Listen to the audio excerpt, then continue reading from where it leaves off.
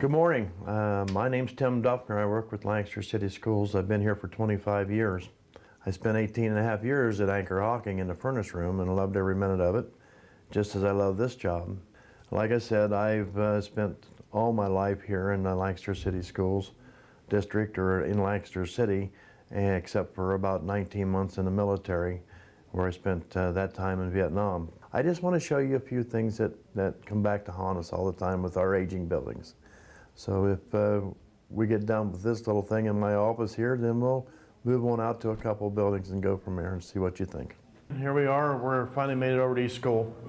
A little chilly out there this morning, but I figured I'd bring you over here and show you some of the problems we're having with the building.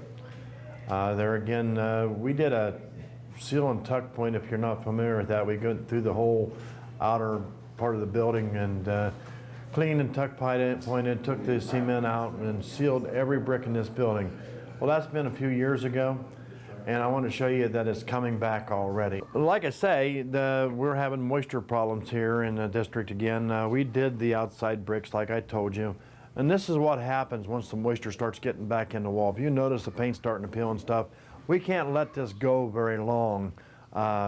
We've got to get back in, we've got to go back outside, seal the brick, make sure we don't have any places penetrating the water in or from the roof, and then we'll repair and primer and repaint this room. This is an ongoing problem in the whole district, especially a lot of the older schools. We're going to the boiler room next of East School and show you the round down there. Watch your step coming down, Kyle, because it's pretty hairy going down these steps to the boiler room.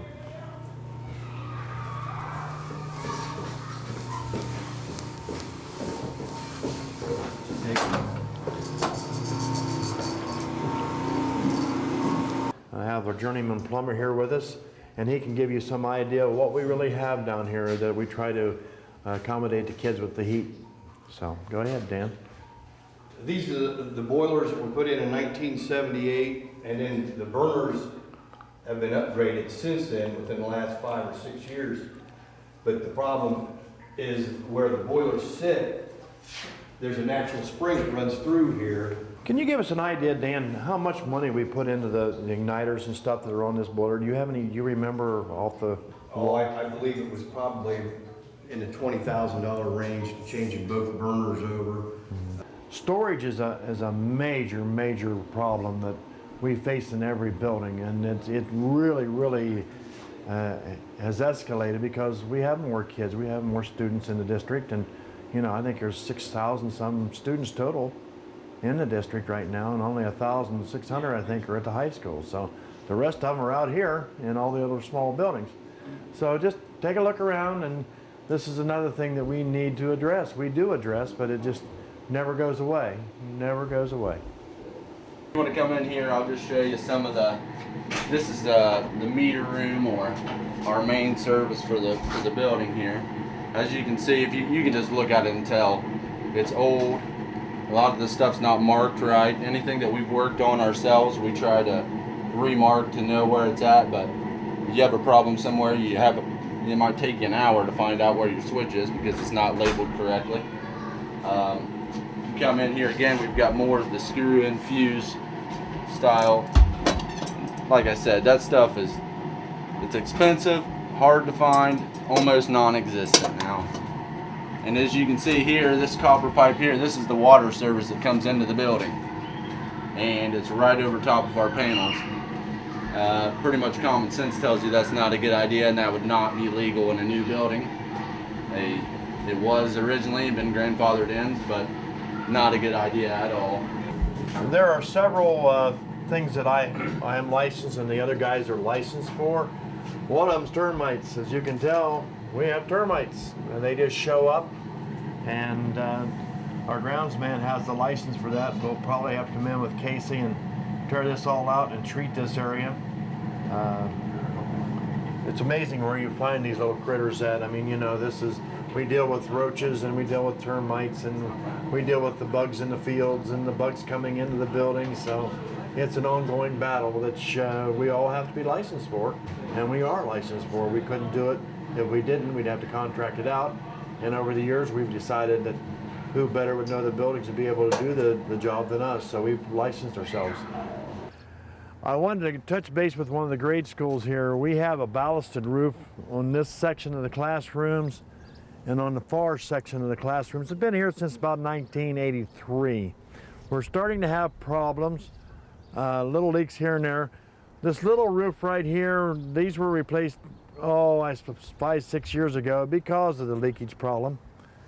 And I brought John Mugg up with me. John's been with us for 4 or 5 years. He come from the private sector, and he's like me. He lost his job, was looking for another job.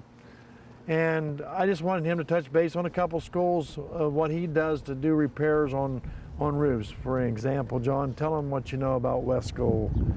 West, we've had problems with several leaks over there, and you go up, and unfortunately the rubber roof is old and deteriorated and starting to get cracks. Some of the glue is separating, and the problem we have then, it leaks, and then goes into the ceiling, but you have to go up and put a big patch on it. So and it's got probably, I put maybe 4, 5, 6 different patches over the last several years on West alone. And like I said, there's 2 roofs here that are built in were put on in 1983. You make up your own mind. Like I said, we're starting to experience leaks, and we're going to spend thousands and thousands of dollars here in the near future just to replace these roofs. Hey, don't break your neck. Come on down. I think you'll look here. This is really cold in here today. It's probably 65 in here.